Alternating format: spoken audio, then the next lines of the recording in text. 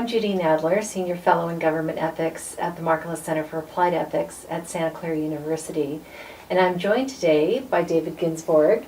David is a deputy to the Assessor for the County of Santa Clara. And we're here today to talk a little bit about the ethical issues that are on the minds of people who are watching government and who are involved in government. What are some of the ethical issues that your office deals with, David? Well, the assessor's office, we deal with property taxes, and there's nothing that affects more people in the county than the assessor's office, because anybody who owns a property, anybody who rents a property has to deal with paying their taxes one way or another. And so what's really important to the public, and what's really important to our office is, does the public trust us? That public trust is just absolutely critical, because without that trust, the whole system begins to fall apart. People have to have public confidence in what we're doing. And so for us, we ask employees, we ask everybody to go above and beyond what's expected of them, because not only we have a lot of power, employees in the assessor's office, their appraisers, their auditors, have the ability and the authority to make a judgment about somebody's property. Is it worth $1 million? Is it worth $800,000? Is it worth $1.2 million? And so they're entrusted with that power to make that judgment, as are our auditors, who are doing the same thing on business equipment. And so it's very important that the public have confidence in what they're doing. And there's a lot of steps we take to make sure that the public has confidence. First and foremost, we make a point of trying to hire the absolute best professionals, people who are dedicated to their profession, dedicated to the commitment of public service. They're not in it for the money. They're in it because they want to make a contribution, do their part for public service. What the assessor does, what we do, ultimately has a big impact on funding our schools and funding cities and all those things that we like and enjoy. So they're an important part of that. And so when they go out and meet a taxpayer, there has to be that trust. Well, how do we get from here to there to make sure there's that trust? We do a lot of things in the office. One, when somebody comes to work for us, we say you have to make a promise to us and a promise to the taxpayers, and it's also to the taxing entities, the school districts and cities, because our job is to call it right, make the right decision, neither good nor bad. It is what it is. We try to make a fair decision. So when as we are currently, when the market is down, we're taking values down, we're reducing, we're proactively doing it. Last year we did 100,000 reductions. Well, obviously cities and schools are not, that doesn't make them happy, but if they trust what we're doing, they're okay with it. Well, the same thing is true when the market comes back. We raise the values, and of course some taxpayers, nobody likes paying more taxes, but do they have confidence in what we're doing? And we do things, so we ask employees to sign a statement. We do a number of things throughout the year where we require them to go through a process of education. One of the things we make it very clear. We say right in our policy. We say right up front. So they sign and say, employees of the office must be bound by the highest ethical standards. That not only direct conflicts be prohibited, but that also even the appearance of impropriety must be avoided. Employment department places individuals in a sensitive, unique work environment that is ripe with potential of conflict. Therefore, professional conduct, ethical practices, and strict adherence to the law is what is expected at all times. And so, we make it very clear up front. But we also, and the Revenue Taxation Code has things in there as well.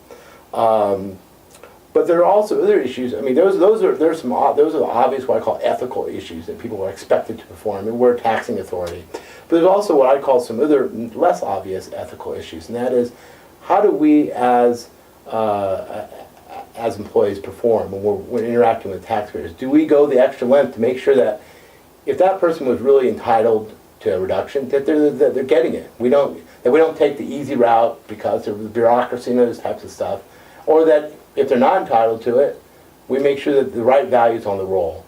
And there's an ethical issue there, because to us it's about getting it right, and getting it right ideally the first time, hopefully quickly, giving good service. We also do some other things throughout the year. And once a year, everybody has to fill out a number of forms to make sure that our office has, that people know transparency, that they know more about our office and who people are working for, because we cannot prohibit somebody from having a weekend job. We cannot, we want to know if your spouse happens to, could be an appraiser, they could be a private sector appraiser, or they could be, volunteering, they could be the treasurer of a synagogue. So when I was the treasurer of my synagogue, I had to disclose that, because we don't want a situation, I don't do auditing anymore, I help run the office, but we don't want a situation where I'm somehow involved in what my synagogue is doing. Because, there needs to be a complete separation so that I'm not involved in that. Office is going to be involved with that potentially, because they get an exemption from property taxes. So that's really important. We ask people all those types of things, and there's a lot of disclosure. We have a lot of disclosure. Mm-hmm. Well, David, you have attended the Ethics and Leadership Camp, and you're a regular member of the Public Sector Roundtable. So you work with, in those circumstances, with other governmental agencies. What kind of communication do you have with other agencies, and how does that assist you in both transparency and maintaining high standards of ethics?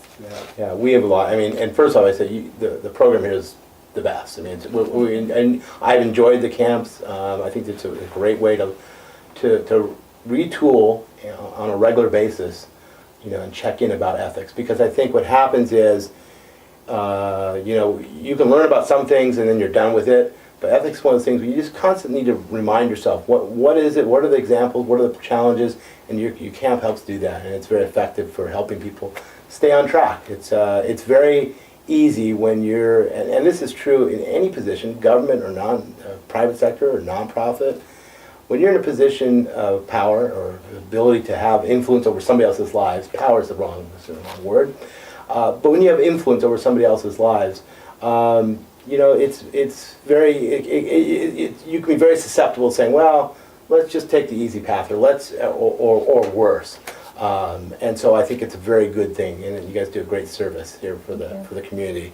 To your question about we've done a lot to be transparent. It's very so when I came to the office, and when really it's the current assessor, when he was elected, he was very clear in saying, look, we've got a great staff professionally, but we don't do much outreach. So we never had gone to talk to cities or school districts and say, here's what we do, and here's what the impact is. So one of the things we've done is every month we have a dialogue with all the finance directors and the schools and the superintendents saying, here's what the current assessed values are as of this moment.